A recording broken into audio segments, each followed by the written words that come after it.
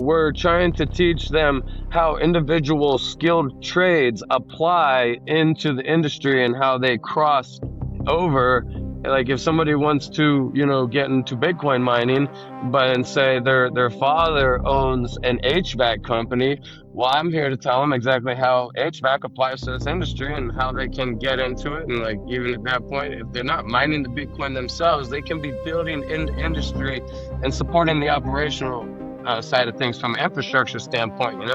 We need armies of electricians and network engineers and project managers and construction leads and anything and everything that goes into building a traditional data center.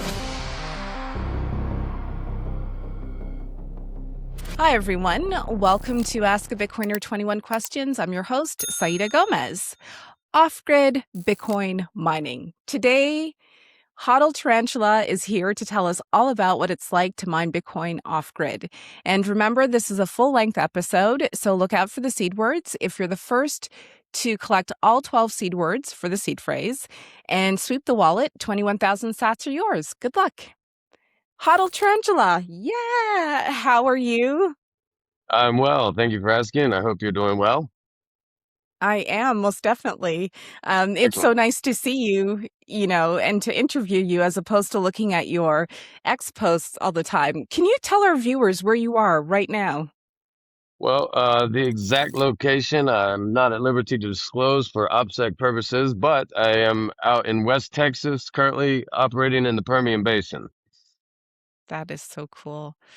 I've read about the Permian Basin a long time ago, so it's cool to Oh yeah, we were just So, talking about your OG experience. yeah, another lifetime ago, I had the I would say the luck of visiting two different oil fields, one in Erbil in Iraq and the other one in Gabon, West Africa, both land Ah, wells that were being drilled. And so it's exciting. Like for someone mm, who's always been in an office, it's so real to see hydrocarbons being produced, being pumped, to see actual wells. Like this is where our mm, energy comes from. yep, this is where it all takes place. It's where it all starts, at least right out here, coming out of the ground. So, were you always what's your Bitcoin origin story? Like, was it a natural progression from oil and gas, or are they like two separate things? Uh, Two separate things. I got into Bitcoin in mid summer of 2017. I fell into some fiat fuckery and shitcoinery out of some YouTube events, and then the Security Exchange Commission. Well, because I didn't really understand, what Bitcoin was at that point. I was still living in the fiat mindset, right? And like I found Yeah. out the hard way when the Security Exchange Commission came in and started making noise, and everybody took like a good 30% haircut or better, in some cases worse if they weren't smart enough to pull out and liquidate immediately. Well, I went back and reviewed the situation, and I came to realize that every single one of these little scam artists wanted me to go buy Bitcoin and send it to them in exchange for whatever caca coinery they had to grift upon myself with. And it like became clear that Bitcoin is the common denominator here. They didn't want a credit card number, they didn't want an account number, they didn't want routing info, nothing. No Western Union, no MoneyGram, nada. Just go get Bitcoin, send it here, and that's the only way we're going to conduct business. And I'm like, there's something to that. This common denominator is Bitcoin. Why is that? Why does everybody want this thing? I then went down the rabbit hole a little bit deeper, found BitcoinTalk.org, and well, I already have a background in information technology, contracting, recruiting, automation, robotics, logistics, and distribution, three-phase power generation, and computer language models that talk to machinery and tell it what to do. And so for me, it was easy to see that I can build this shit easily, and like I can do it really, really well. And well, try and stop me is basically what it turned into at that point. And so by the end of 2017, I was already building out my own operations and basically boiling over and cooking out the transformers upstream from myself in regards to the residential area I set up shop in. And so ended up getting into a fight with Duke Energy over the destruction of their infrastructure after I ran my own engineering and brought to them the attention that the services I was going to be implementing were going to destroy, if not just, stress test their equipment. And well, it did. And we could not come to an accord after that. And so I told them after they said that, you pay us or you get nothing because we are Duke Energy, Tennessee Valley Authority. We have the monopoly in the Southeast USA when it comes to power, and you can't go nowhere else. I said, you know what?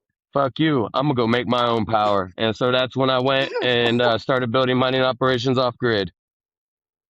That is you're a force. I'm guessing you've always been this way, right? Like you seem like the perfect Bitcoiner, if I could say that, you just Yo, do things. careful with that there. Yeah, um, well, I mean, it's your energy. mindset. It's being purpose oriented, mission oriented, driven, self starting, like not gonna take no bullshit, see things for how they are, and just go make something happen. Don't wait like a little boy to be told what to do. Be a man, see the plan, and execute. That's it. That's how I was raised by my grandfather. Love him, rest his soul. After my pops passed when I was like 6, he turned me into a hard hitter, him and my stepfather, who I had come into my life later on. But yeah, it was discipline, dedication, and determination. You make your Yeah. own luck. We run the numbers out here, and so luck is not a factor. No, I most definitely agree. You have to discipline every day. So, for people who don't understand probably Bitcoin mining and then off-grid Bitcoin mining, can you give us like a TLDR about what it is and how you access energy if you're off-grid? Sure. So, real quick, the TLDR on grid mining versus off grid mining is one's very centralized and essentially restrained, I like to say, because they literally just have to go set up shop and sit there in the cuck chair and be told how much they're going to pay for power and then try and beg and negotiate a rate otherwise to stay on and be, you know, competitive on the network, or else they have to reinvest into their infrastructure and continuously try to build out or take debt to do it. And well, off-grid mining is unbridled and unrestrained, and we have, small mobile deployments that are nimble. We go to where the energy is, where it's wasted or otherwise underutilized, and we bring the market to the molecule, quite simply. And that means that we can do things faster, more efficiently, and basically however we see fit within reasons of safety to make this thing happen in a manner that cannot be stopped. And that's just not something that's possible when you are stuck on the grid like a traditional old school mining operations that you see at scale. And so those are two very distinct differences right there. Off-grid miners are literally the first and last line of defense when it comes to the sovereignty of this network, and will continue to make it so, right? And well, in regards to the energy, I tell you what, if it's being wasted, dumped, or vented or flared, well, we're there. And we are the buyers of last resort when it comes to all power, and there ain't nobody competing with us for it. And so that's why off grid, and that's how it's done. That's how it's done. I remember having a discussion, like, I want to say maybe 2018 or 2019 about why it is that, you know, energy can be used to mine Bitcoin off grid and it can't be used to mine or to power a home, for example. Or why don't individual companies set up close to spots so that they can utilize that energy as well? And I think it's hard to, I guess, describe if you've never seen like an abandoned well or something, or if you've never seen how like gas is piped. It's hard to imagine that you can't just pick up like a large manufacturing site and move it close to an oil well to use that energy, right?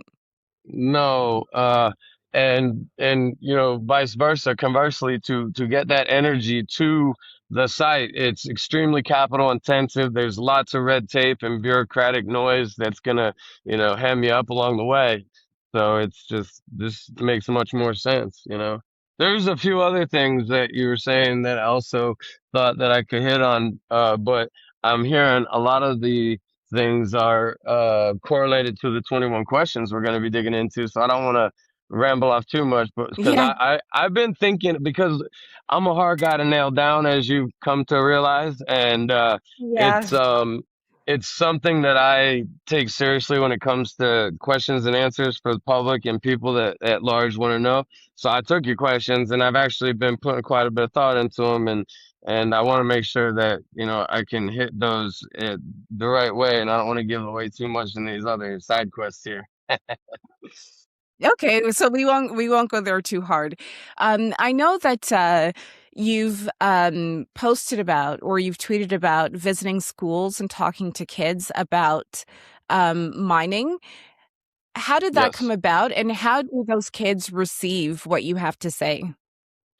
So this was not just something that I came up with or got into on my own. My team at Sovereign Hybrid Compute has put together a fantastic course when it comes to Bitcoin Oh, uh, good. related hardware like seed signers, open source software, how to use it, and everything else, right?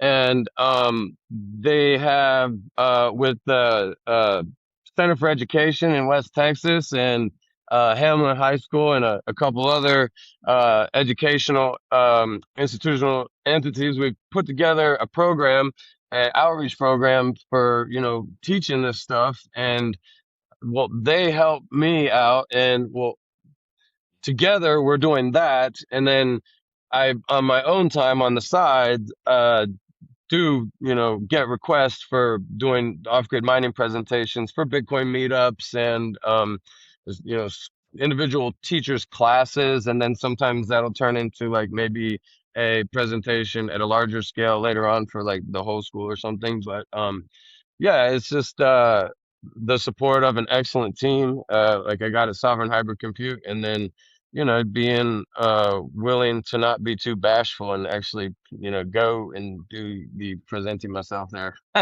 time to time. And do the kids, do they understand what you're saying? Do they understand Bitcoin? Do they understand mining? Yeah, so they do. The teachers, the educators out there that are bringing it to them, they usually have a class where they have individuals who are interested that elect to take it and study it, and so the ones who are available and that show up are pretty well informed, and it's sorry, I neglected the students aspect in the end of the last question, and Oh, one of the things I that's wanted to all say that good. we're doing about that, which is they're the most important part because it wouldn't be anything without them, is that we're trying to teach them how individual skilled trades apply into the industry and how they cross over. Like if somebody wants to, get into Bitcoin mining, but and say their father owns an HVAC company, well, I'm here to tell them exactly how HVAC applies to this industry and how they can get into it. And like even at that point, if they're not mining the Bitcoin themselves, they can be building in the industry and supporting the operational side of things from an infrastructure standpoint. We need armies of electricians and network engineers and project managers and construction leads and anything and everything that goes into building a traditional data center is something that's required even in an off-grid orientation. And so we feel like it's important to let these individual kids know that um, the idea of just going into a trade position or something, or a blue collar job or anything else like that that's not going to necessarily be coding on Bitcoin, does not mean that you're not a super important part of the network. Yeah. You are a cog in the machine of the overall picture when it comes to Bitcoin mining, or Bitcoin is an industry in general. And so like without certain things we can't have other things, and everybody is equal in my opinion, when it comes to their contribution. And so we want to teach that and try and, get those fresh young minds coming into this industry instead of, getting picked off by, somebody else that might not have the best interest of the future of basically humanity in mind when you think about what Bitcoin is. Yeah, I totally agree. I think that, having a trade and having a skill like that it's so valuable, especially now with AI taking over a lot of these, once coveted jobs and stuff. It's Hmm. it's a saving grace. And I mean, you can contribute with your hands and you can stack stats and you can figure out how you fit in the ecosystem. I think it's excellent. Thank you. That's so so do they understand the importance of Bitcoin? Do they get, inflation? Do they see, like, are they old enough to see, like, the difference between the cost of things pre-COVID and then after COVID? Or is it really the technology and the building aspect that attracts the kids? I would say that at this point, from what I'm seeing, it kind of is a little bit more age correlated. So younger kids are, I've seen them from ages of 7 to 13 years old, and they Oh, look at it from the standpoint of like building, and this is technology, and this is interesting, it's just fun, and it's something I can put together and operate on my own and whatever, right? But then older the kids are, they understand the technological aspects and everything like that and see the importance. But then they also are privy to the principles in regards to the fundamentals of why Bitcoin is important at a larger scale in regards to protecting their, sovereignty and wealth through space and time in the face of, a tyrannical fiat regime. yeah. It cut out there a bit, but I think I got what you're saying: sovereignty and wealth through space and time. Um, so, do they? So I'm gonna approach this from the kids' perspective. Do they talk about the mining FUD that they may have like seen on TV or heard maybe some of the parents talk about Bitcoin boiling the oceans or anything? I have heard questions before pertaining to that, and for me, it's very easy. It's just like a layup. It's like, here you go. This is the environmental impacts that we have when we implement an operation like this versus what just happens regularly without us, and they understand right away. So, Oh, so done. You've really streamlined like an easy, everything just coordinates, is together, it's aligned, it's pretty magical. Did you think that, you'd be here one day with such an aligned, like, industry, oil and gas, Bitcoin mining, easy kind of thing? Well, easy. Easy in terms of well, energy, but easy, like the vision was easy, right? Because I understand patterns and knew right away what direction I needed to be going in to be successful long term in this, right? But in regards to that, I think that I would reach the place that I am right now. I didn't actually know which way it would go. I mean, with regards to how quick things would happen trajectory wise. I mean, I never doubt myself. Worry and self doubt are like tools for the devil. It's just not something I entertain. And it's like betting against yourself, and I do not know what that means. And so it wasn't ever going to be anything that I thought, oh, I wouldn't get here. It was just going to be um, me wondering how long it's gonna take. Hold on a second. I got somebody here showing up late. okay, you guys, 20-minute quick interview with HODL Tarantula. You're going to see the seed words like, probably like shotgun style throughout this interview. If you sweep the wallet, 21,000 sats are yours. And yeah, thank you. HODL Tarantula, can you tell people where they can find you? Well, I don't really mess around with too many other social media platforms because I really don't have time. So you can find me on Twitter at HODL Tarantula, and then I'm always jumping around on Nostr because that's the real, freedom of speech platform, not like Pelon Husk and his fake freedom of speech X.